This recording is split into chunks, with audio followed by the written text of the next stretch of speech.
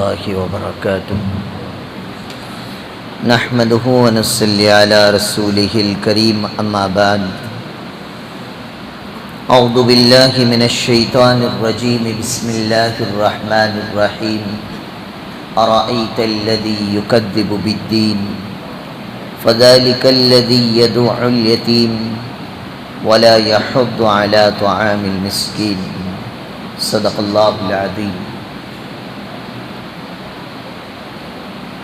اللہ کے نام سے شروع کرتا ہوں جو بڑا مہربان نہایت رحم کرنے والا ہے۔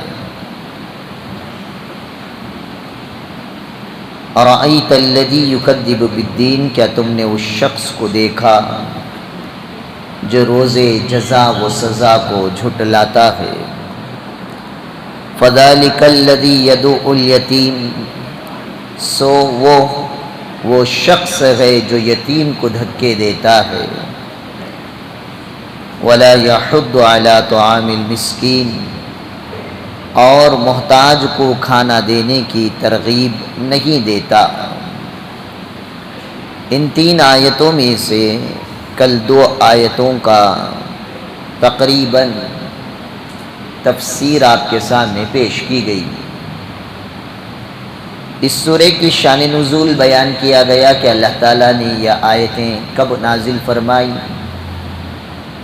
ابو جہل مالداروں کے پاس مرض الموت کے قریب جاتا اور ان سے بچے اور ان کے مالوں کو اپنے قبضے میں لے لیتا اور یتیموں کو ان کے باپ کے انتقال کے بعد دھکے دے کر باہر نکال دیتا۔ تو ان یتیموں میں سے ایک یتیم نے آ کر جناب محمد الرسول اللہ صلی اللہ علیہ وسلم سے شکایت کی، تو آپ صلی اللہ علیہ وسلم گئے اور جا کر اس کو سمجھایا کہ قیامت کے دن سے ڈر، اللہ تبارک و تعالیٰ حساب و کتاب لیں گے۔ تو اس وقت ابو جہل نے قیامت کے دن کے انکار سے جھٹلا دیا، تو آپ صلی اللہ علیہ وسلم رنجیدہ ہو کر غمزدہ ہو کر واپس لوٹے، تو اللہ تعالیٰ نے تسلی دینے کے لیے یہ آیتیں اتاری۔ ان آیتوں سے ہمیں کیا سبق ملتا ہے؟ ارأیت الذی یکذب بالدین، اے نبی صلی اللہ علیہ وسلم کیا آپ دیکھتے نہیں اس شخص کو جو یوم جزا یوم سزا کا انکار کرتا ہے؟ تو ایمان والے کے لیے جس طرح اپنے وجود پر اللہ تعالیٰ کے موجود ہونے پر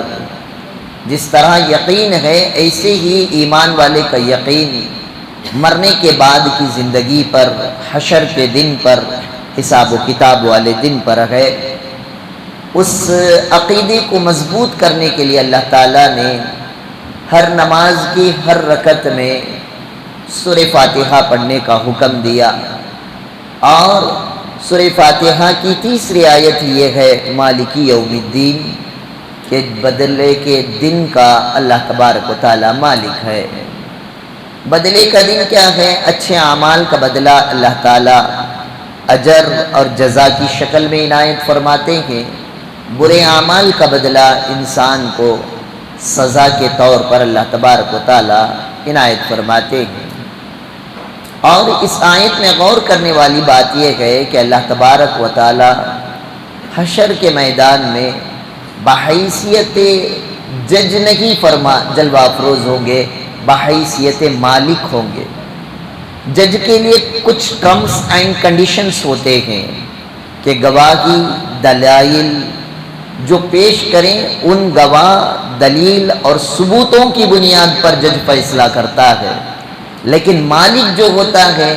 یہ نہ گواہوں کا محتاج ہوتا ہے، نہ دلیلوں کا محتاج ہوتا ہے، نہ ثبوتوں کا محتاج ہوتا ہے۔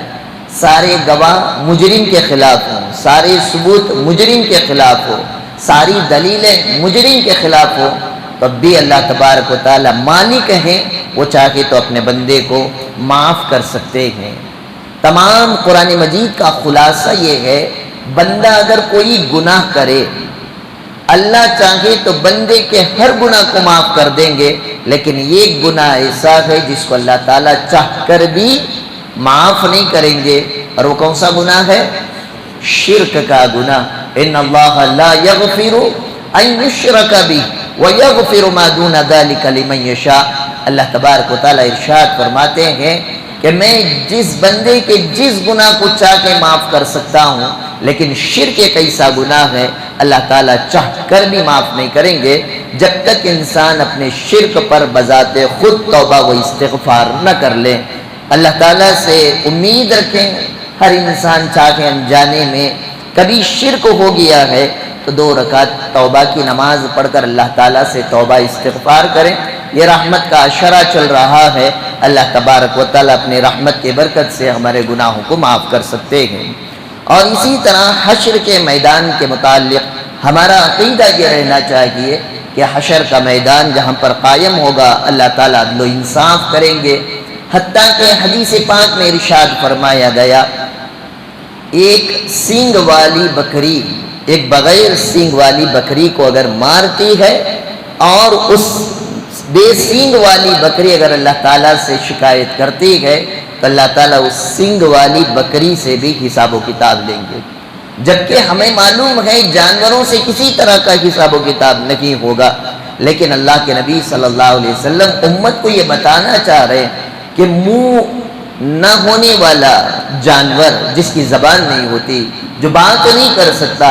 یہ جانور پر بھی انسان کو ظلم اور اتیاچار کرنے سے بچنا چاہیے۔ مثال کے طور پر ہم میں سے بہت سارے لوگ گھروں کے اندر مچھلیاں پالنے کے عادی ہوتے ہیں، لو برڈز پالتے ہیں، پرندے پالتے ہیں۔ اس کا مسئلہ یہ ہے کہ اگر پالتو پرندے ہیں تو پالنے کی اجازت ہے، جنگلی پرندوں کو پالنے کی اجازت نہیں ہے۔ پالتو مچھلیاں ہیں تو وہ پال سکتے ہیں، لیکن وہ پالتو مچھلیوں کو کسی تالاب یا سمندر کے حوالے کریں گے 1 منٹ کے اندر ان کی زندگی ختم ہو جاتی ہے۔ تو پالتو مچھلیوں کو پالنے کی بھی اجازت ہے، لیکن جنگلی مچھلیوں کو پالنے کی اجازت نہیں ہے۔ اگر ایسے جانور بھی آپ پال رہے ہیں تو ان کے کھان پان کا انتظام کیا جائے، سردی کے موسم میں انہیں ہیٹر کا انتظام کیا جائے، اس لیے کہ اگر ہم بے زبان جانور پر بھی اگر ان کے حق کی تلفی کرتے ہیں اللہ تعالیٰ وہ بھی حشر کے میدان میں ہم سے حساب و کتاب لیں گے، اور وہ جگہ وہ ہے یوم یفر المرء من اخیہ وامہ وابیہ وصاحبتہ وبنیہ۔ نہ کوئی رشتہ کام آتا ہے، نہ کوئی ناتا کام آتا ہے، نہ کوئی مقام مرتبہ عہدہ اور منصب کوئی کام آتا ہے، نہ آپ کی پارٹیاں نہ آپ کے سگے سمبندی وہاں کام آتے ہیں، انسان کے اعمال وہاں پر بولا کرتے ہیں۔ دوسری آیت کریمہ میں اللہ تعالیٰ نے ابو جہل کی صفت بیان فرمائی، فَذَلِكَ الَّذِي يَدُعُّ الْيَتِيمَ، وہ یتیم کو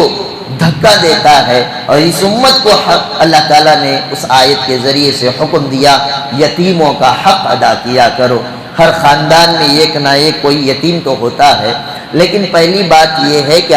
یتیم کون ہے اسے سمجھیں، اس لیے کہ 20 سال 25 سال ہو جاتے ہیں تب بھی میں نے اپنے کانوں سے سنا ہے یتیم حضرت میں ہم نہ باوا کا سہارا نہیں۔ جو آدمی 20-21 سال کا ہو جائے وہ کبھی یتیم نہیں ہوتا، یتیمی کی عمر بالغ ہونے سے پہلے تک ہے۔ جو بچہ بالغ ہو گیا اس کے سر پر ماں باپ کا سہارا نہ ہو اسے یتیم نہیں کہا جائے گا، بالغ ہونے سے پہلے تک بچہ یا بچی یتیم کہلاتی ہے۔ 20-25 سال کا لانڈا گدھا ہو کر بھی اپنے آپ کو یتیم کہتا ہے تو وہ جاہل ہے، بے وقوف ہے، پہلی چیز۔ دوسری چیز حدیث پاک کے اندر یتیم کا بڑا اللہ کے نبی صلی اللہ علیہ وسلم نے مقام و مرتبہ بیان فرمایا، اس لیے کہ یتیم کو اگر سمجھنا ہو تو بس اتنی بات سمجھ لیں کہ ہمارے نبی صلی اللہ علیہ وسلم جب دنیا میں پیدا ہوئے تو یتیم بن کر پیدا ہوئے، در یتیم کہے، اس لیے کہ اللہ کے نبی صلی اللہ علیہ وسلم کی پیدائش سے پہلے اللہ تعالیٰ نے ہمارے نبی کے والد کا سایہ اللہ تعالیٰ نے اٹھا لیا تھا۔ جب میرے نبی حضور اکرم صلی اللہ علیہ وسلم 6 سال کی عمر کو پہنچے، ماں حضرت آمینہ کا بھی وصال ہو گیا، اس کے بعد سے اللہ کے نبی صلی اللہ علیہ وسلم کی جو زندگی گزری ہے وہ یتیمی کی زندگی ہے۔ اللہ کے نبی صلی اللہ علیہ وسلم کو پتا تھا یہ کہ یتیم پر کس طرح کے حالات آتے ہیں، اس لیے اللہ کے نبی صلی اللہ علیہ وسلم نے امت کو حکم دیا کہ یتیموں کا سہارا بنا کرو۔ کس طرح سہارا بنے، فضیلت کیا ہے؟ حضور اکرم صلی اللہ علیہ وسلم نے فرمایا اگر کوئی آدمی، اگر کوئی بندہ میرے کسی یتیم امتی کے اوپر شفقت اور محبت سے اگر سر پر ہاتھ بھی پھیر دیتا ہے تو اس ہاتھ کے نیچے جتنے بان آئیں گے اللہ تبارک و تعالیٰ تسلی محبت سے ہاتھ پھیرنے کے بدلے میں اس یتیم کے بال جو اس کے ہاتھ کو لگے اس کے بدلے میں اللہ تعالیٰ ہاتھ پھیرنے والے کو ہر بال کے برابر ایک نیکی اور اجر اور ثواب عنایت فرماتے ہیں۔ صرف ہاتھ پھیرنے پر اتنے نیکیاں ہوں تو اگر کوئی آدمی کسی یتیم کے کھانے کا انتظام کرتا ہے، کسی یتیم کے کپڑے کا انتظام، کسی یتیم کے دوائی کا انتظام، کسی یتیم کے اسکول کی پڑھائی کے لیے اسکالرشپ کا انتظام کرتا ہے تو اس کو کتنا اجر اور ثواب مل سکتا ہے، یہ ہمیں چاہیے کہ ہم اس سے اندازہ لگا لیں۔ اسی طرح حضور اکرم صلی اللہ علیہ وسلم نے یتیم کے متعلق فرمایا، یتیم کی کفالت کیا کرو۔ جو معاشرے میں بچے ہیں، نابالغ ہیں، جن کے سر پر یا تو باپ کا سایہ نہیں یا ماں باپ ان دونوں میں سے کسی کا سایہ نہیں ہے، تو ان کی ضرورتیں پوری کرو، ان کی ذمہ داریاں لیا کرو۔ جو آدمی یتیموں کا خیال کرتا ہے، حضور صلی اللہ علیہ وسلم نے صحابہ کے سامنے شہادت یعنی کلمے والی انگلی اور اس کے بغل والی انگلی، یہ دو انگلیاں اٹھا کر صحابہ سے بتایا کہ یتیموں کی کفالت کرنے والا اور میں جنت میں اس طرح مل کر رہیں گے۔ تو یتیموں کی ذمہ داری لینے والے کے بارے میں حضور صلی اللہ علیہ وسلم نے ایک تو جنتی کی بشارت دی، اور جنت میں بھی وہ جنت کہ جنت کے اندر آقا کریم صلی اللہ علیہ وسلم کا قریب ہونا، پڑوسی ہونا نصیب ہوگا۔ اور حدیث قرآن مجید میں اللہ تعالیٰ نے فرمایا وَلَا تَقْرَبُوا مَالَ الْيَتِيمِ إِلَّا بِالَّتِي، یتیموں کے مال کو کھانے کا ارادہ بھی مت کرنا، اس لیے کہ جو آدمی یتیموں کے مالوں کو مار کر کھاتا ہے یہ بہت بڑا جرم ہے۔ اس لیے کہ قرآن مجید میں اللہ تعالیٰ نے ارشاد فرمایا إِنَّ الَّذِينَ يَأْكُلُونَ أَمْوَالَ الْيَتَامَى ظُلْمًا إِنَّمَا يَأْكُلُونَ فِي بُطُونِهِمْ نَارًا، جو آدمی یتیموں کے مالوں کو مار کر کھاتا ہے وہ گویا کہ دوزخ کے انگارے سے اپنے پیٹ کو بھرتا ہے۔ اس آیت سے یہ بات پتہ چلی، یتیموں کے مالوں کو مار کر کھانے والا، دھوکہ دے کر کھانے والا، ان کے مال و جائیدادوں پر اپنے قبضے جمانے والا، یتیموں کو پتہ نہیں چلتا اس لیے ان کو ان کی نظروں میں اچھے رہ کر ان کے مال کو بے جا بغیر اجازت کے اپنی ضرورت اور منشے کے مطابق خرچ کرنے والا گویا کہ وہ یتیم کا مال نہیں کھا رہا ہے، اپنے پیٹ کے اندر دوزخ کی آگ کو بھر رہا ہے۔ قرآن مجید کی اس آیت سے یہ بات پتہ چلی گویا کہ یتیموں کے مال کو کھانے والا دوزخی یعنی جہنمی ہوتا ہے۔ ایک حدیث پاک میں فرمایا جو آدمی بیواؤں اور یتیموں کے لیے کفالت کرتا ہے، ان کی ضرورتوں کو پورا کرتا ہے، جناب محمد رسول اللہ صلی اللہ علیہ وسلم نے فرمایا وہ آدمی کو اللہ تبارک و تعالی سرحد اسلام کے تحفظ کرنے والے مجاہد کے برابر ثواب عنایت فرماتے ہیں۔ سرحد اسلام کے تحفظ کرنے والے مجاہد کا ثواب کیا ہے؟ فرمایا کہ جیسا کہ ہم جانتے ہیں مجاہد کے یہ خون کا خطرہ زمین پر گرنے سے پہلے اللہ تبارک و تعالی اس کے تمام گناہوں کو معاف فرما دیتے ہیں، تو یتیموں اور بیواؤں، لاچاروں، مفلسوں کی ذمہ داری اٹھانا، خاندان اور قبیلے والوں میں جو یتیم ہے، بیوائیں ہیں، جو لاک ڈاؤن کے اندر بہت سارے جن کے والدین کا انتقال ہو گیا، ان کی ذمہ داری خاندان کا فرض پورا نہ صحیح جتنا میرے سے بن پڑتا ہے میں اتنا اس کی ضرورت کو پورا کروں گا۔ اس طرح کی ذمہ داری جو آدمی لیتا ہے یقیناً وہ آدمی کا یہ عمل جنت والا کہلاتا ہے۔ تیسری آیت میں فرمایا وَلَا يَحُضُّ عَلَىٰ طَعَامِ الْمِسْكِينِ، کہ یہ جو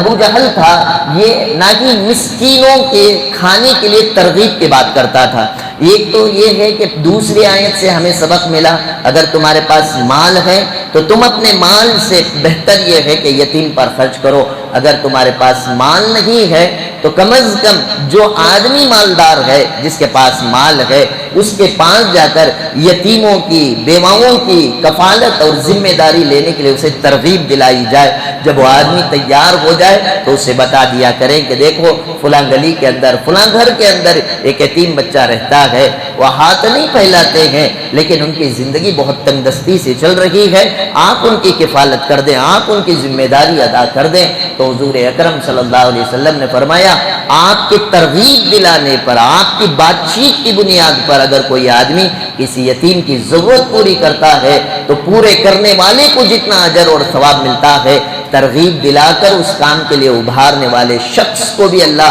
اتنا ہی اجر اور ثواب عنایت فرماتے ہیں۔ اس لیے ہمیں چاہیے اللہ کے دیا ہوا مال اگر ہمارے پاس ہے اس مال میں سے